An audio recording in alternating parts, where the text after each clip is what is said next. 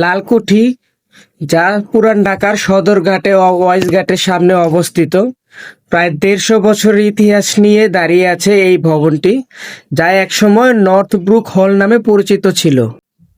বর্তমানে এর সৌন্দর্য বর্ধনের কাজ চলছে, এই জন্য সদরঘাটের সাইড দিয়ে যে রাস্তাটা ওইখান দিয়ে এখন বন্ধ আছে।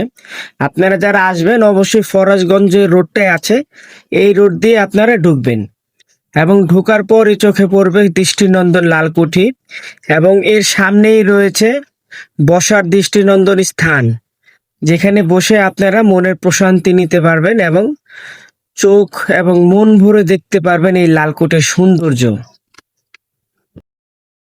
আসসালামু আলাইকুম। অবশেষে চলে আসলাম ঢাকার বুড়িগঙ্গা নদীর তীরে অবস্থিত লালকুঠির। লালকুঠির নতুন করে সংস্কার কাজ করা হয়েছে, এরপর আমার এই প্রথম আসা, এবং দেখে আমি পুরো বিস্মিত হয়ে যাচ্ছি। এত সুন্দরভাবে ভবন থেকে ফুটিয়ে তোলা হয়েছে যা বিশ্বাস করার মতো না। এবং আপনারা দেখতে পাচ্ছেন এখানে অনেক বিবাহিত কাপল দেখছে, আমি ফটো শুটিং করতেছে। আসলে ফটো শুট করার জন্য আমার মনে হয় ঢাকা শহরে এর থেকে বেস্ট প্লেস আর নেই। দর্শক, চলুন জেনে নেই এই লালকুঠির ইতিহাস। রাজধানী ঢাকার অন্যতম প্রাচীন ও সৌন্দর্যময় স্থাপত্যিক একটি নিদর্শন হচ্ছে এই লালকুঠি, যার বুড়িগঙ্গা নদীর তীরে ওয়াইজ ঘাটে অবস্থিত।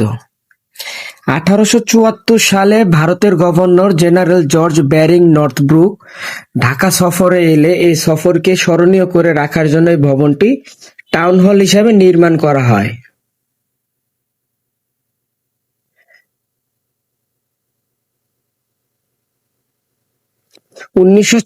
সালে 7 ফেব্রুয়ারি এখানেই বিশ্বকবি রবীন্দ্রনাথ ঠাকুরকে সংবর্ধনা জানিয়ে মানপত্র পাঠ করা হয়।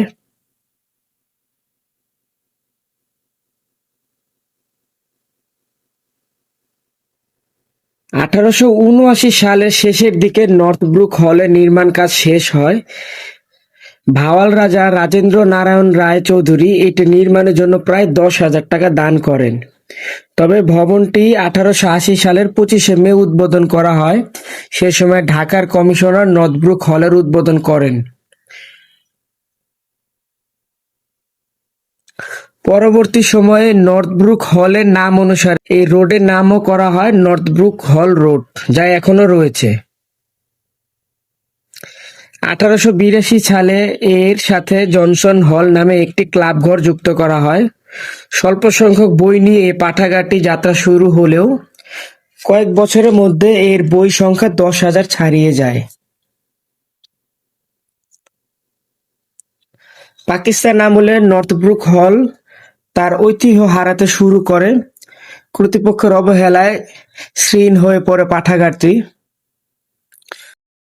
1971 সালে মুক্তিযুদ্ধের সময় এই পাঠাগারের অধিকাংশ বই নষ্ট হয়ে যায়।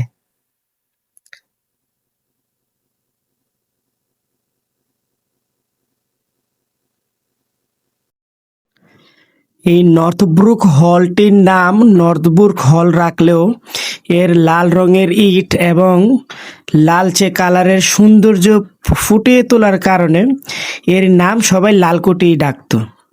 এর থেকেই এর নাম লালকুঠি সবাই জানে, এবং স্থানীয়ভাবে যার বর্তমানে নাম হচ্ছে লালকুঠির।